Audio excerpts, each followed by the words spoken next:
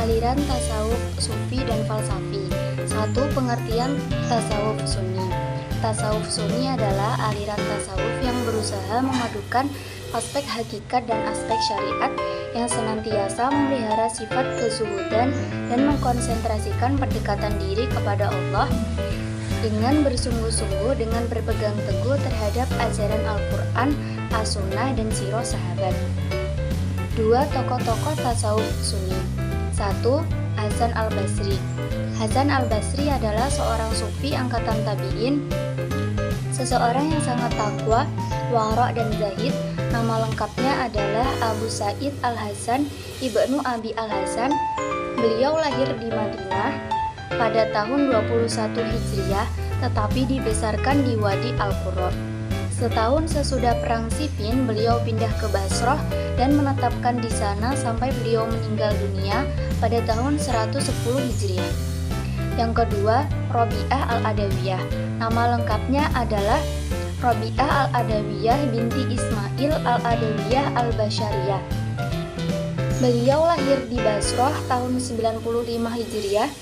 Disebut Robi'ah karena beliau putri keempat dari anak-anak Nabi Ismail. Diceritakan bahwa sejak masa kanak-kanaknya, beliau telah hafal Al-Quran dan sangat kuat ibadahnya serta hidup sederhana. Ajaran pokok yang terpenting dari sufi wanita ini adalah Al-Mahabbah.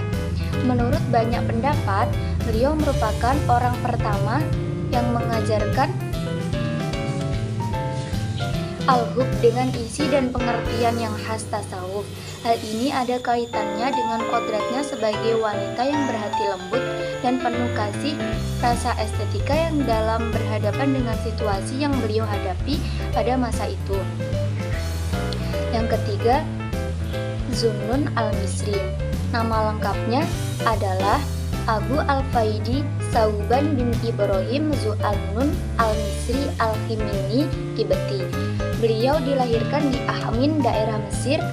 Sedikit sekali yang dapat diketahui tentang silsilah keturunan dan riwayat pendidikannya, karena masih banyak orang yang belum mengungkapkan masalah ini. Namun demikian, telah disebutkan oleh orang banyak sebagai seorang sufi yang terkenal dan terkemuka di antara sufi-sufi lainnya pada abad 3 Hijriah. Yang keempat, Imam Al-Ghazali.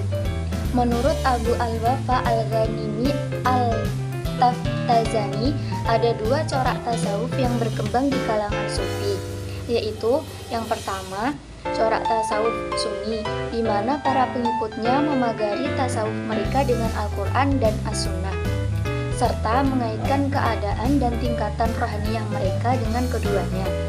Yang kedua, corak tasawuf semi filosofis,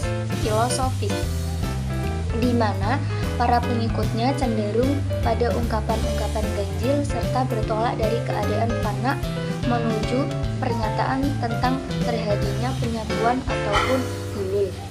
Yang kelima, Abu Yazid al-Bustami. Abu Yazid al-Bustami lahir di Bustam, bagian timur Laut Persia, tahun 188 Hijriah sampai 261 Hijriah atau 874 sampai 947 Masehi. Nama lengkapnya adalah Abu Yazid Taifur bin Isa bin Adam bin Surusyan. Semasa kecilnya, beliau dipanggil Taifur. Kakeknya bernama Surusyan yang menganut ajaran Zoroaster yang telah memeluk Islam, dan ayahnya salah satu tokoh masyarakat di Bustam. Sewaktu menginjak usia remaja, Abu Yazid terkenal sebagai murid yang pandai dan seorang anak yang patuh pada kedua orang tua dan mengikuti perintah agama. Baik, selanjutnya ialah pokok-pokok ajaran tasawuf. Tasawuf akhlaki.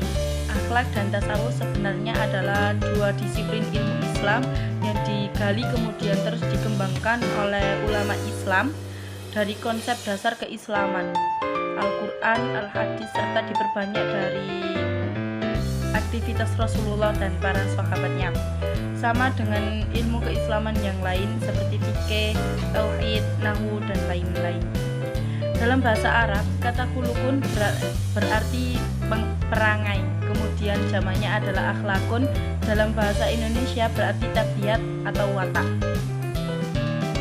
Berdasarkan dari penjelasan ini dapat dipahami bahwa setiap aktivitas sangat ditentukan oleh kondisi jiwa pelakunya yang berupa tabiat, perangai, dan watak. Tasawuf akhlaki memiliki makna membersihkan tingkah laku. Tasawuf akhlaki bisa dipandang sebagai sebuah acuan dasar untuk menjaga akhlak manusia. Dalam sudut pandang sosial dapat dikatakan sebagai moralitas masyarakat. Fokus orientasi tasawuf akhlaki adalah pada perbaikan akhlak, mencari hakikat kebenaran, dan mewujudkan manusia yang dapat makrifat kepada Allah dengan metode-metode tertentu yang telah dirumuskan. Tasawuf akhlak juga sering disebut dengan tasawuf sunni. Tasawuf model seperti ini berusaha untuk mewujudkan akhlak yang mulia dan dalam diri sufi, sekaligus menghindari dari akhlak mazmumah atau akhlak tercela. Tasawuf akhlaki ini dikembangkan oleh ulama yang disebut dengan as-solih. Dalam diri manusia ada potensi untuk menjadi baik dan potensi untuk menjadi buruk. Tasawuf akhlaki tentu saja berusaha mengembangkan potensi baik supaya menjadi lebih baik, sekaligus juga mengendalikan potensi yang buruk supaya tidak berkembang menjadi perilaku akhlak yang buruk. Potensi buruk menjadi baik adalah al-aqlu dan al-qablu, sementara potensi untuk menjadi buruk adalah an-nafsu, yakni nafsu yang dibantu oleh syaitan. Oleh sebab itu, tasawuf akhlaki merupakan suatu kajian ilmu yang sangat membutuhkan pengamalan praktik dalam melaksanakannya. Tidak hanya mengendalikan teori sebagai pengetahuan, tetapi juga melakukan aktivitas kehidupan dalam pengamalan. Dalam diri manusia terdapat potensi-potensi atau kekuatan-kekuatan yang disebut dengan fitrah dan nafsu. Tasawuf falsafi menyebutkan ajaran-ajaran tasawuf jenis ini bercampur dengan sejumlah ajaran filsafat di luar Islam seperti Yunani, Persia, India, dan agama Nasrani. Akan tetapi orientalitasnya sebagai tasawuf tetap tidak hilang. Ciri umum tasawuf falsafi adalah ajarannya yang samar-samar akibat banyaknya istilah khusus yang hanya dapat dipahami oleh mereka yang memahami ajaran tasawuf jenis ini.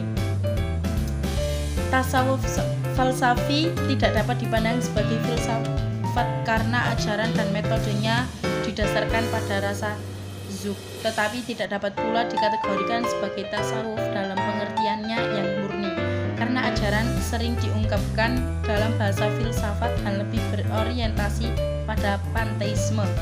Adapun beberapa tema ajaran tasawuf falsafi dikenal dengan fana, baqo, ittihad, khuluk, dan isyraq. Terima kasih. Kajian proses kebersatuan manusia dengan Tuhan. Tokoh-tokoh tasawuf falsafi. Yang pertama ada Ibnu Arabi. Nama lengkap dari Ibnu Arabi yaitu Muhammad bin Ali bin Ahmad bin Abdullah Al-Haytami. Beliau dilahirkan di Murcia, daerah Andalusia Tenggara Spanyol pada tahun 560 Hijriah. Ia tinggal di Hijaz dan wafat di sana pada tahun 638 Hijriah. Karya Ibnu Arabi yang paling fenomenal adalah Al-Futuhat Al-Makkiyah yang ditulis pada tahun 1201 Hijriah. Ajaran dari Ibnu Arabi ada tiga, yaitu yang pertama, wahdat al-wujud, kesatuan wujud. Intinya wujud dari semua makhluk itu adalah satu wujud dari Khaliknya. Yang kedua, hakikat Muhammadiyah. Anjuran dari wahdat al-wujud adalah hakikat Muhammadiyah, yang menurut Ibnu Arabi bahwa penciptaan alam semesta ini adalah pelimpahan dari wujud yang satu jadi Tuhan. Dari yang satu itu lalu lahirlah semua wujud dengan segala proses penciptaannya. Yang ketiga, wahdat al-adyan.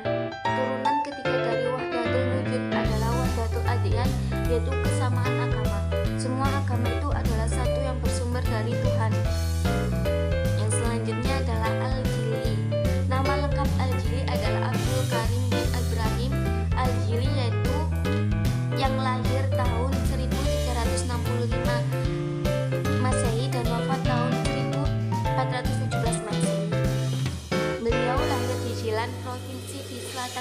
tempat lainnya Jili, yang kemudian menjadi nama dari Al-Jili. Beliau adalah sufi yang terkenal di Baghdad. Ia pernah berguru pada tokoh terdekat Qadariyah yaitu Abdul Qadir Al-Jailani, seorang sufi dari India. Ajaran dari Al-Jili adalah insan kamil, pembahasan tentang insan kamil atau manusia sempurna sebagai wujud dari Tuhan yang diumpamakan bagai cermin. Seseorang tidak bisa melihat dirinya sendiri kecuali dengan cermin. Makamat Al-Jili merumuskan tahapan atau tingkatan yang harus dilalui seorang sufi adalah Islam, Iman, Ihsan, Salat, Syahadah, Siddiqiyah, dan Qurbah. Ibnu Sab'in. Alamat dari Ibnu Sab'in adalah Abdul Haq Ibnu Ibrahim Muhammad Ibnu Nasir. Beliau lahir tahun 614 Hijriah. Ibnu Sab'in adalah anak dari keluarga bangsawan. Beliau lahir tahun keluarga bangsawan yang hidup berkecukupan, namun beliau memilih untuk mengasingkan dari segala untuk kemewahan tersebut. Beliau mempelajari ilmu-ilmu seperti bahasa dan sastra Arab, ilmu agama, ilmu fikih, fikih pernikahan, fikih muamalah, jual beli, ilmu filsafat dan logika. Ajaran dari Ibnu Sab'in adalah kesatuan mutlak. Kesatuan mutlak adalah ajaran pemahaman tentang wujud itu hanya satu, yaitu wujud Tuhan. Menolak paham Aristotelian. Intinya Ibnu Sab'in berusaha menyusun logika baru yang membantah adanya konsep jamak. Konsep ini disusun untuk mencapai kesatuan mutlak tadi. Menurut Ibnu Sab'in, logika ini menggunakan penalaran ketuhanan atau ilahi. Pemikiran ini yang membuat manusia melihat dan mendengar sesuatu yang baru yang belum pernah dilihat dan didengar sekalipun. Pokok falsafah tasawuf falsafi. 1. Fana dan baqo, yakni lenyapnya kesadaran dan kekekalan. Dari segi bahasa, fana berarti hancur, hilang, lebur, musnah, lenyap atau tiada. Sementara baqo berarti tetap, kekal, abadi atau hidup. Yang kedua, ittihad, yaitu konsep lanjutan dari fana dan baqo, yaitu suatu tingkatan dalam tasawuf di mana seorang sufi telah merasa dirinya bersatu dengan Tuhan, dan antara yang mencinta dan yang dicinta telah menjadi satu, sehingga salah satu memanggil yang lain dengan kata-kata hai aku. Yang ketiga, hulul, yaitu bersemayamnya sifat-sifat Allah Subhanahu wa Ta'ala ke dalam diri manusia sehingga bersatulah sifat ketuhanan dengan sifat kemanusiaan. Maksudnya bahwa dalam diri manusia terdapat sifat ketuhanan dan dalam diri Tuhan terdapat sifat kemanusiaan. Dengan demikian persatuan antara Tuhan dengan manusia bisa terjadi. Yang keempat, israk berarti terbit, bersinar atau memancarkan cahaya. Israk berkaitan dengan cahaya yang pada umumnya digunakan sebagai lambang kekuatan, kebahagiaan, ketenangan, dan hal-hal lain yang membahagiakan. Manusia berasal dari Nur al-Anwar yang menciptakannya melalui pancaran cahaya. Oleh karena itu, menurut bab ini, hubungan manusia dengan Tuhan merupakan hubungan arus bolak-balik. Artinya ada hubungan yang bersifat dari atas ke bawah dan dari bawah ke atas. Dan dari